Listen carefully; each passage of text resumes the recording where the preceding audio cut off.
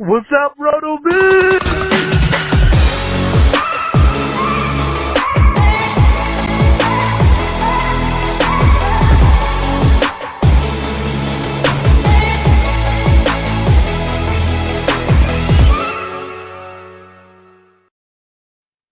Hey, what's up, everybody? Welcome to the Fantasy Football Podcast here on RotoViz Radio. I am Curtis Patrick, joined by my faithful and trusty co-host, Dave Caban. We're switching chairs tonight because we're going to be diving into one of the coolest tools on the site that we can use all season long, the RotoViz Game Level Similarity Projection app. That's right. This is your Week 2 projection show. Can't wait to go through some of these high ceiling, high floor players to help you make those flex start sit decisions, start envisioning, just grand performances across your various fantasy rosters. This is even applicable, for those of you playing DFS. And we'll even highlight some plays for Thursday night's game in case you like to play those short slate games over on Underdog or DraftKings or FanDuel or whatever your favorite DFS style platform might be. Dave, how you doing tonight, man? You ready for this? Yeah, excuse me. I am pumped up. Had the pleasure of taking a sneak peek at these yesterday, refining some things now, and looking forward to getting those up on the site once we finish. It's always fun to look at these game level similarity projections early on in the season. Now, granted, we only have 1 week of 2022 data informing them, but as I've mentioned, the app has a propensity to pick up on some players before your human eyes even start to, pinpoint them as guys that get interesting. Yeah. So it's always fun early on to start to see some of these players that pop. I mentioned it last year. We started to see signs for Amon-Ra St. Brown pretty early on. So I'm going to be paying close attention, try to find this year's version as we work our way through this each week. I just love that, man. And I remember when we were going through this last week and just some of the emails that you got from the users or people maybe that were listening and some question marks being raised on James Conner and Kyle Pitts. Yep. And hey, man, turns out maybe the app knew a thing or two because you had a pretty strong performance from Conner and, Pitts famously whiffed in week 1. So it is, again, this is a process that doesn't necessarily take into account the specific matchup for the player, but it's building a projection for our players based off of 50 similar performances by similar players against similar defenses.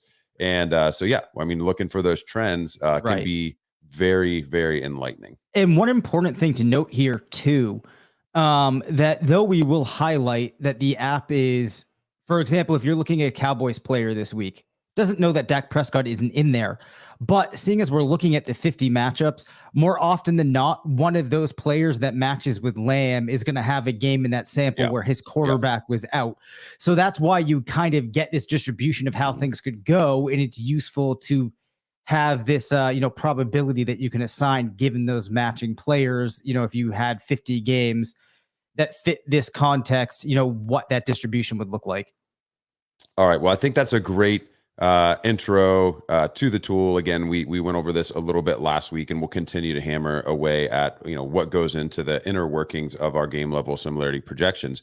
But, we really wanted to do this as a hands-on kind of tactical exercise on YouTube and on social media streams, because this app is just really cool. And we think you need the visual to go along with the audio from the podcast. So you can go to rotoviz.com, go to the tools, and you're just going to go to the game level similarity projections. It's called weekly GLSP projections here, and the end season tools. And you're going to get a page that looks like this. And you can come down here and dial through the positions. It's going to default to an interesting player that gets highlighted at each position and give you just information on that one player.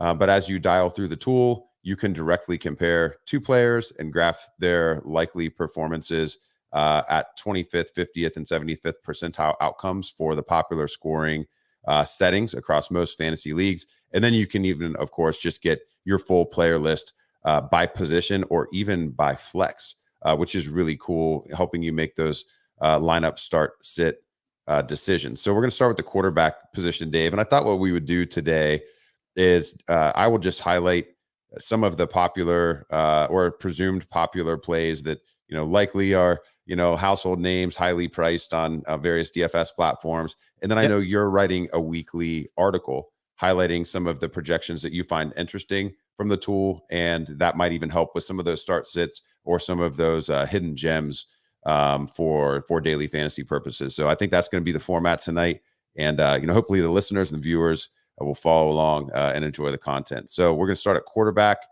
We're going to just go over to all players, and I've got it sorted right now for ceiling, man. I want to know which players. That's where I'm going to start, man. I always want to know who's going to have that fire performance, and so I've got it sorted over here in the far column by likelihood of a 25 plus point fantasy performance. And you can see right there, Josh Allen in his 50 player sample, 46% of the time posting a game of 25 or more fantasy points. It's just unreal. Followed by Patrick Mahomes at 40%. Joe Burrow off of a somewhat questionable performance in week 1 against the Steelers, very turnover laden. Looks like he might be in a rebound spot against Dallas here in week 2. And then rounding out the top 5, we have Tom Brady, and then a surprise, man. Surprise with Marcus Mariota. That is really interesting, I think. And I'm sure, maybe he is a streamer that would have been highlighted in your article. Yeah, absolutely. There's a couple of things going on with Mariota, mainly in a couple of his most recent performances. He's actually performed pretty well. Also does get a little bit of a boost due to the rushing production that he accrued in his week 1 contest. I believe that he went for 72 rushing yards on 7 attempts. And I believe that he added a score as well, which gives him about 0.4 touchdowns. How do I arrive at 0.4 in the tool? It's basically saying that his matches average, when you take an average, it comes out to 40% of them scored a touchdown. That's how we arrive at that, which is a pretty good measure. Now, the really interesting thing about Mariota this week, Curtis, as you mentioned, is that upside. And he has an interesting distribution too, in that 29% of his matches went between 10 to 15, but another 29% went above 25, right? Yeah. So it's an interesting distribution that you normally don't see. So it kind of speaks to the fact that at this point with Mariota, you can't be too certain what you're getting. But out of the quarterbacks that are likely to be available in most leagues, it is very hard on a week-to-week basis to ever find a streaming quarterback that has this much favorable upside baked into his projection. So we'll have to see how he fares. I think there were a lot of signs that gave people some optimism, despite the aforementioned weak performance from Kyle Pitts. But yeah, I like Mariota as one of the better streamers this week.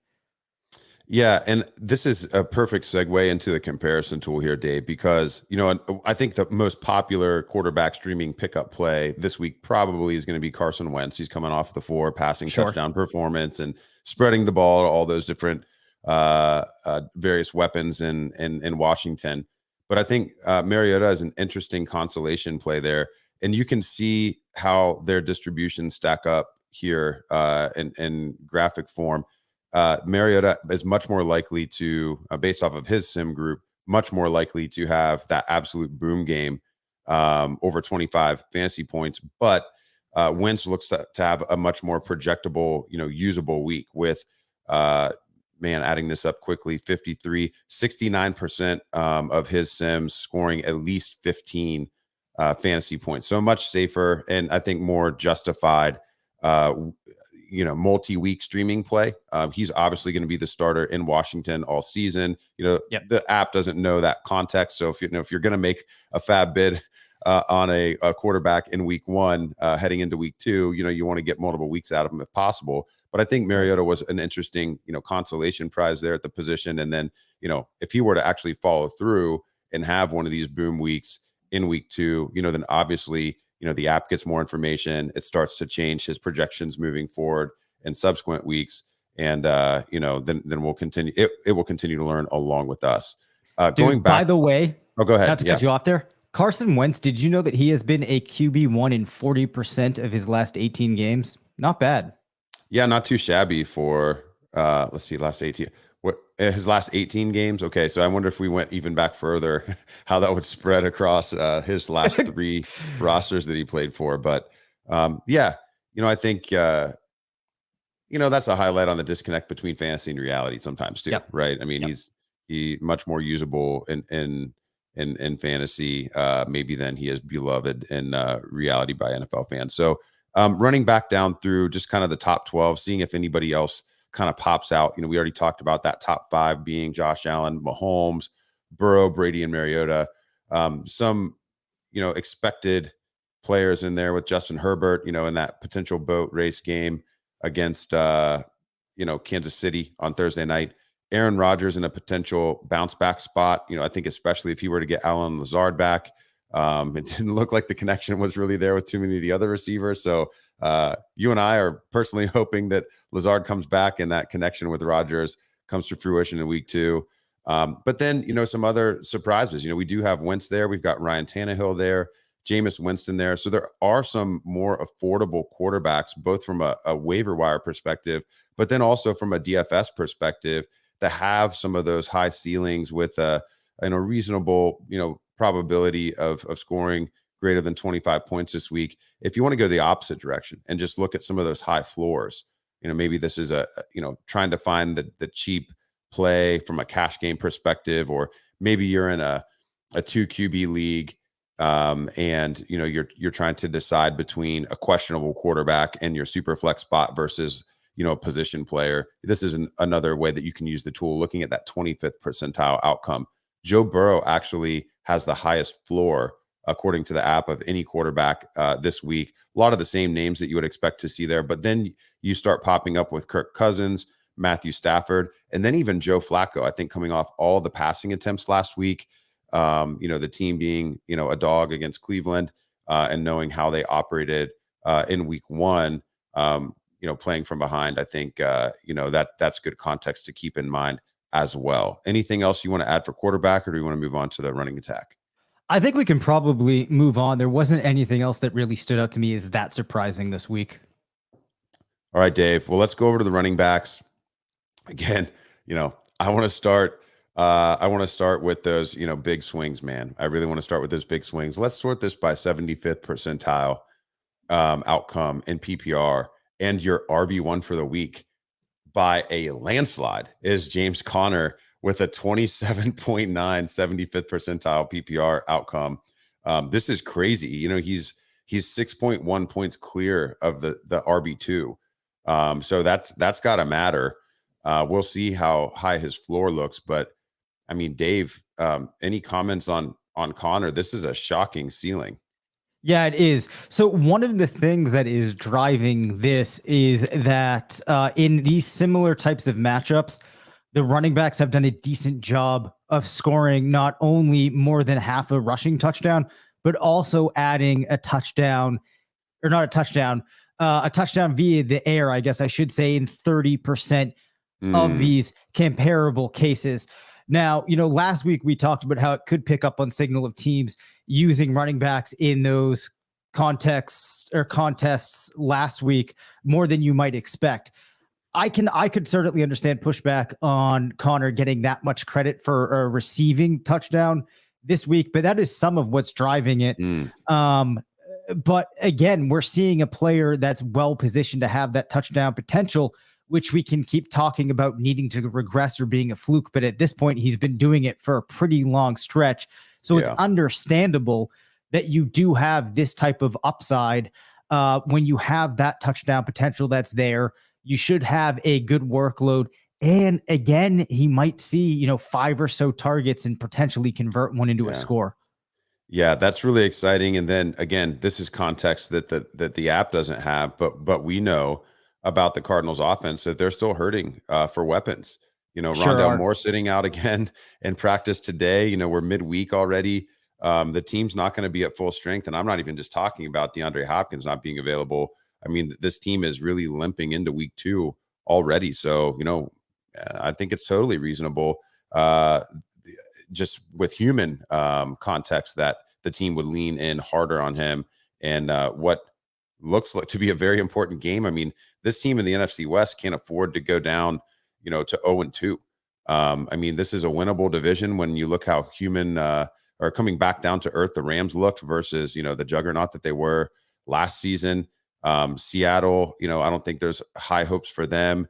And, San Francisco losing on the road to the Bears in a little bit of a crazy weather game. I mean, this division, you don't want to let it get away from you against, what looks to be a pretty crowded picture. So the Cardinals, maybe they'll take it out of the passing game's hands here a little bit and ride their RB1. Let's go back to the big list here and see who else is popping. Leonard Fournette had a huge workload in week 1. He comes in as the RB2 in terms of PPR ceiling for this week, followed by Dalvin Cook, Christian McCaffrey, and then Antonio Gibson. I think that's a really interesting name for DFS purposes. And then if anyone's questioning that week 1 output, hey, the app thinks that he could have similar ceiling again in week 2. Yeah, and I mean, there was so much opportunity there for him last week. Now, I think the Commanders came out and had a very solid game, might not perform as well moving forward. But one thing that we had talked about, though the team seemed to be somewhat down on Gibson, and, he wasn't in every week RB type of one. If you do look at that recent sample of games that he's played, it might be better than you expect. So I actually think this could be a realistic projection for Gibson. The one thing to note here is that, his matches beyond 25 are very slim, but I think it's notable that 18% did go between 20 to 25 and less than, only 30% were held under 10. So he looks overall. Yeah, he looks to be pretty safe. I mean, I think looking at this distribution, the way I'm handling Antonio Gibson, if I'm considering my RB2 or my flex, or, maybe even, depending on the platform, looking at him as a potential DFS play, he looks to be a very strong RB2 with maybe a mid RB1 ceiling for the week. Doesn't look like he's profiling as a week winner per, his 50 closest matches, but, a pretty viable option. And I mean, Washington should definitely be able to hang in a positive script against Detroit. I mean, this is a winnable game for them. And, with Brian Robinson still out, Antonio Gibson's a little bit script proof here. If they get down, they've already shown that they'll feature him in the passing game in week 1. And if they get up, he's the banger on the team right now. They're not going to ride McKissick if they're up by, 14 points in the fourth quarter. So I kind of like Gibson here. And then going down a little bit further down the list, we do see Devin Singletary still there. It seems like a year ago that the Bills week 1 game occurred already. So it's, trying to go back to that space in that game against LA, where it was really kind of carved up pretty evenly between Singletary, Moss, and Josh Allen in terms of the rushing, and then Moss having all the receiving. I would tend to probably shy away from Singletary as a ceiling type play here, just because you can see that floor really is pretty low compared to some of the other backs that we've already talked about. Rounding out the top 12, though, some other names that are pretty interesting. You have Austin Eckler. That's going to be a huge game with Kansas City. Saquon showing up there, Najee Harris, and then Kareem Hunt and A.J. Dillon. Those are two names that, really popped in week 1 because of their roles. Kareem Hunt still has that same, high value touch role with Cleveland, even though Chubb looked basically invincible as a rusher. It was Hunt getting, the targets in the passing game and scoring 2 touchdowns for Cleveland. And then A.J. Dillon looks to have the more valuable role in Green Bay, at least through 1 week. And the app is taking notice. It actually had him in week 1 projected more favorably as well. So you definitely started to see this shift there in Green Bay in terms of where the fantasy points are coming from. And I really think that you can make a lot of compelling cases for A.J. Dillon being the more valuable player moving forward. One thing that has separated them in the past was Aaron Jones always being able to some way, somehow get these big touchdown games together, having a very high touchdown rate. That might not manifest this year. Well, I can tell you, I hope that the app's leanings on A.J. Dillon are correct. I've got a $2,500 underdog Mastiff entry that is banking on AJ smashing this year. Anything else to add on the running backs from your article on the site? or do you want to hop over to the wide receiver position? I think the only other thing, there was one other note that I had. For those of you that are looking at the screen, you can definitely fade the Donta Foreman projection. I would say we know that with the current context, that's probably something that is not going to apply. I did want to call out Rex Burkhead, though. Obviously, a very popular waiver wire play this week, but the app does like him this week as well. In fact, an average of around 13 points. Not too much upside, which you wouldn't expect, but I think for a player that you might have added from the wire when you need a plug and play, it's looking like you could certainly rely on him. Yeah, certainly maybe flex worthy. And then it is interesting to see that he actually has a greater likelihood at 25 plus PPR versus 20 to 25. That kind of aligns with the most likely game script that I think will occur. Denver having that letdown against Seattle, I think they're going to come out and just absolutely light Houston up. And so even though Denver, or even though Houston wants to get Dameon Pierce a little bit more involved this week, he could get scripted out. Burkhead is going to still be the receiving back, even if Pierce is a little bit more active than his 11 carries in week 1. So there's always that chance that Burkhead just gets peppered with, as part of the passing attack in the second half. Let's hop over to the wide receiver position. And I think as we kick it off, before we even do the rundown of the high performers, we've got a question from the chat, and this is a great way to use the tool.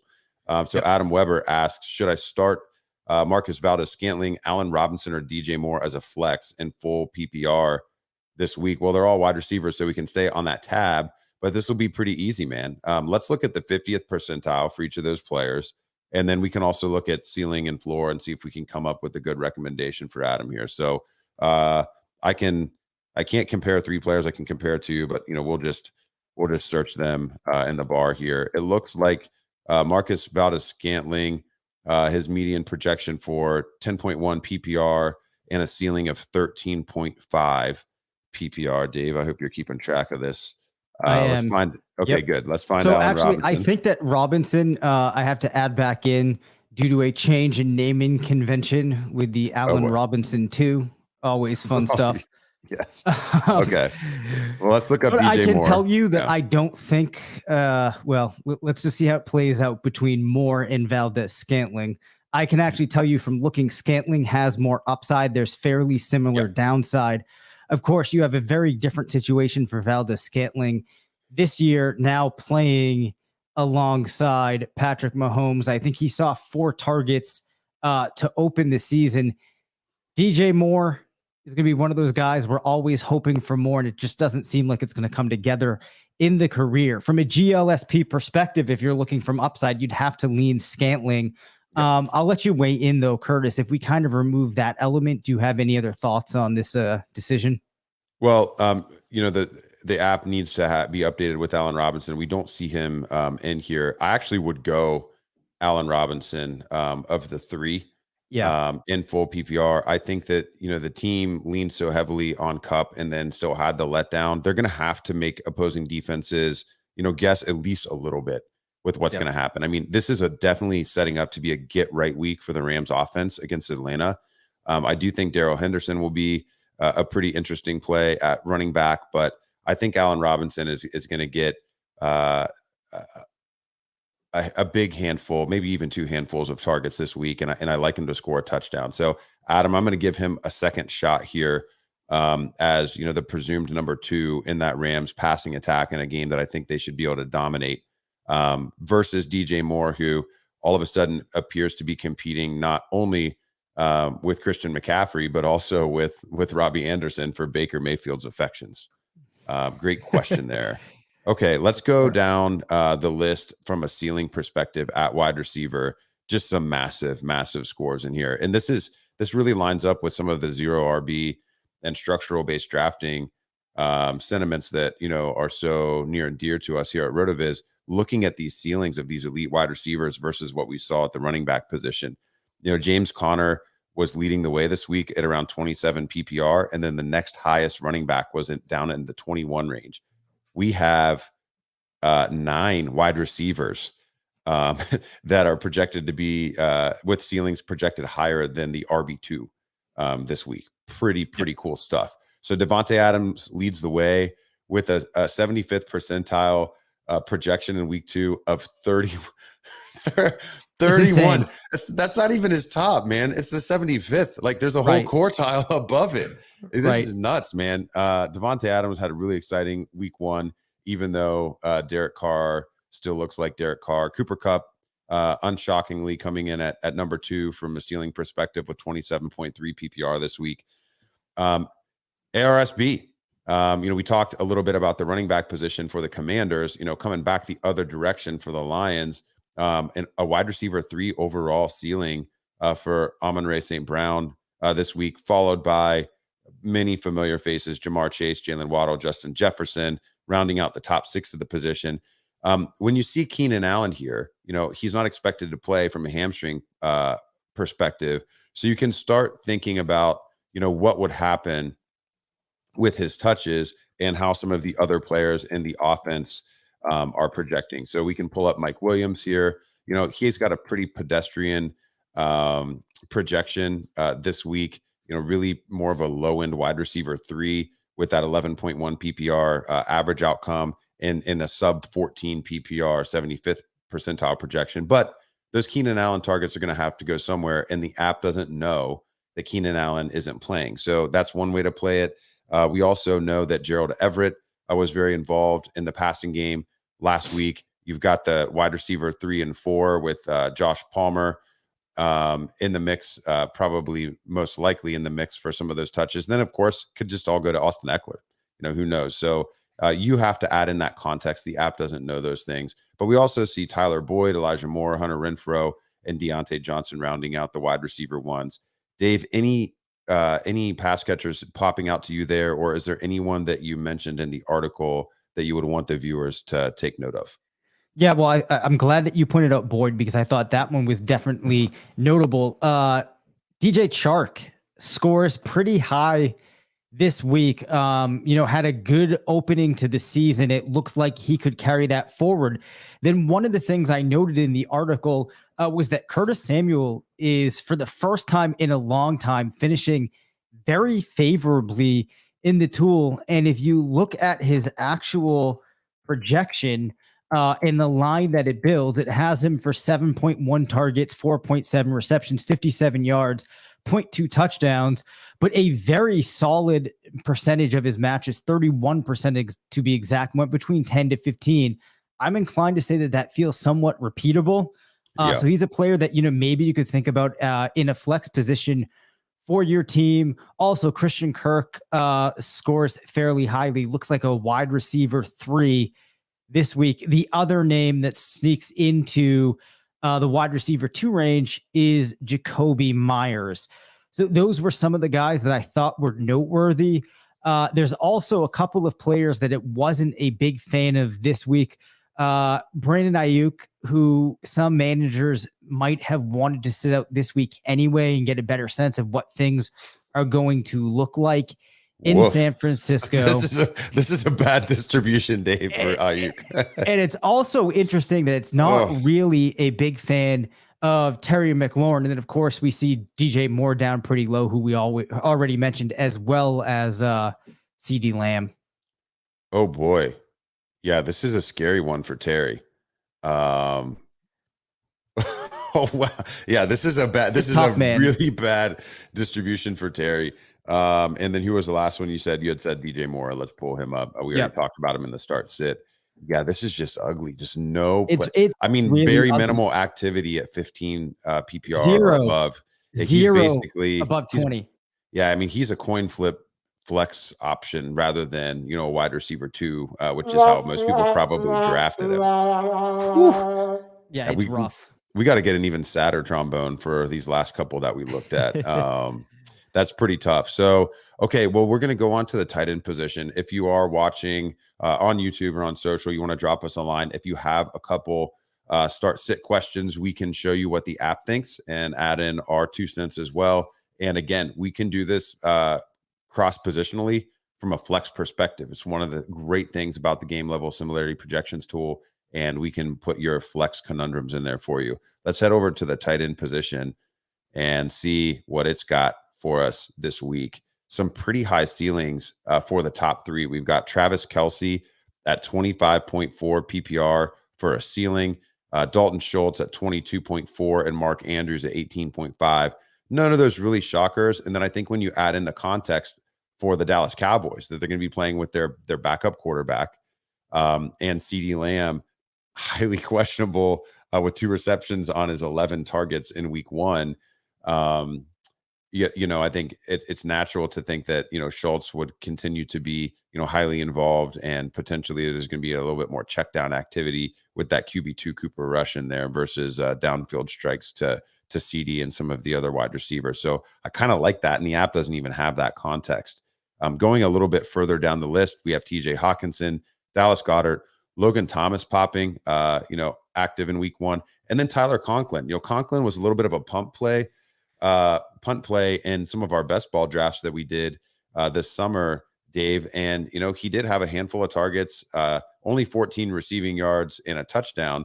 But he did have a role with Flacco. And even though, the quarterback he was really popping with all summer was Zach Wilson. So I think, in terms of like a desperation play, if you're like us and you're really overexposed to Cole Kmet in all formats, and you're scared with what happened in week 1, and you just don't have the stomach to roll him out there again in week 2.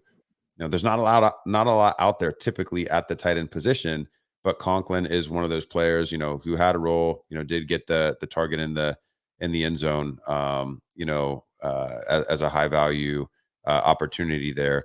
At the tight end position, anybody popping for you here, or is there anybody that you mentioned in your article that you would want people to know about? I actually don't think at tight end that there was any player that was particularly surprising. I think from having looked at these, across so many weeks now, I can say that you find the least surprises at tight end outside of guys like the Travis Kelce's of the world. Often just what it's searching for is tight ends that were able to score a touchdown in their matchup. So there's often a big drop off between Andrews, Kelce, and whoever else it is. And then a lot of the players are sandwiched pretty close in the same range. Conklin really was the only name I would have called out that people might not already be thinking about. Okay. Well, this has been great. I do want to point people back over to the website. If you like this type of content, you like the idea of using data to drive start sit decisions, or just using it as a little bit of a barometer for which direction you could go. Maybe you use it to eliminate. You use the floor. Who has the lowest floor? Let's eliminate those guys from consideration at the flex position, and then we make a human decision on who needs to go in the lineup. After we've kind of thrown out the trash using the game level similarity projections. But this is a great app. We're going to be back every week this season going over what the tool sees in the coming week. So, you can set your clocks to this. We will typically do this show on Tuesday nights rather than Wednesday nights. There could be times where we do it Wednesday. It just depends on when we get the data for the prior week, but we're going to aim for Tuesdays, and we'll let you know on social when we're going to be doing it. So bring those start sits to this show. This is your show to do that. And you'll get an answer, right here on the air. You can get that lineup set and forget about it. Anything you want to add, Dave, before we say sayonara? No, I think that was solid. Just get in there, go to the site, play around with this tool, and good luck setting your lineups. What's up, RotoViz?